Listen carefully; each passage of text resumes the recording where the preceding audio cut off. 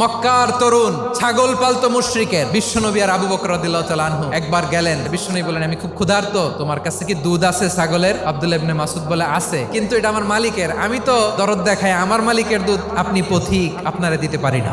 বিশ্বনবী এইটা শুনেই তারা টার্গেট করে ফেলছে। বিশ্বনবী বলেন, আচ্ছা ঠিক আছে, দুধ দিও না, কিন্তু এমন ছাগি আছে কিনা যেই ছাগির সাথে কোনো ছাগলের মিলন হয় নাই, তার ওলানে দুধও আসে নাই, বাচ্চাও নাই, এরকম ছাগির থেকে যদি আমি দুধ খাই তাহলে তো সমস্যা নাই। বলতেছে, এরকম ছাগির থেকে দুধ খাইলে সমস্যা নাই, কারণ এরকম ছাগি ওলান থেকে দুধ আসবেও না। বলতেছে, ঠিক আছে, এরকম একটা ছাগি নিয়ে আসা হলো। বিশ্বনবী বিসমিল্লাহ বলে ওই ছাগির ওলানে হাত দিলেন। হাত দিতে দেরি পুরো ওলানটা দুধে ভরে যেতে দেরি হয় না।